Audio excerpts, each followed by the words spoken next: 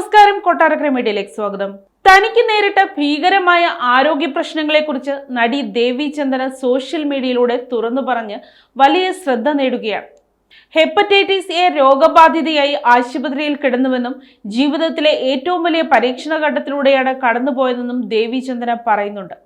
1 മാസം ആശുപത്രിയിലായിരുന്നു. ചെറിയ ശ്വാസമുട്ടൽ എന്നും പറഞ്ഞ് വെച്ചുകൊണ്ടിരുന്നു. പക്ഷേ ആശുപത്രിയിൽ ചെന്നു കഴിഞ്ഞപ്പോഴാണ് അത് ഹെപ്പറ്റൈറ്റിസ് എ ആണെന്ന് മനസ്സിലായത്.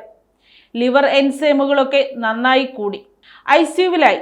ഇപ്പോൾ അസുഖം ഭേദമായി വരുന്നു എന്നാണ് ദേവി ചന്ദന സോഷ്യൽ മീഡിയയിലൂടെ വ്യക്തമാക്കുന്നത്.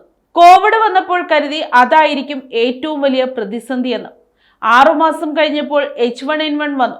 അപ്പോൾ തോന്നി കോവിഡ് എത്രയോ ഭേദമായിരുന്നെന്ന്. പക്ഷേ ഇത് എൻ്റെ ജീവിതത്തിലെ ഏറ്റവും വലിയ ഗുണപാഠമായിരുന്നു എന്നും നടി പറയുന്നു.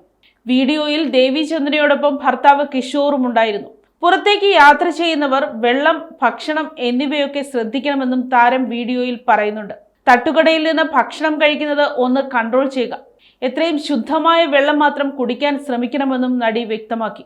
ഹെപ്പറ്റൈറ്റിസ് എ വൈറസ് മൂലമുണ്ടാകുന്ന പകർച്ചവ്യാധിയാണ് ഈ രോഗം. മലിനമായ ഭക്ഷണമോ വെള്ളമോ കഴിക്കുന്നതിലൂടെയാണ് അസുഖമുണ്ടാകുന്നത്.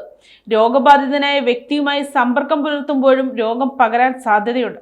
പനി, ക്ഷീണം, വിശപ്പില്ലായ്മ, ഓക്കാനം, വയറുവേദന, വയറിളക്കം, മൂത്രത്തിന് ഇരുണ്ട നിറം, കണ്ണുകൾക്കും ചർമ്മത്തിനും മഞ്ഞ നിറം ഇവയൊക്കെ ഈ രോഗത്തിന്റെ പ്രധാന ലക്ഷണങ്ങളാണ്.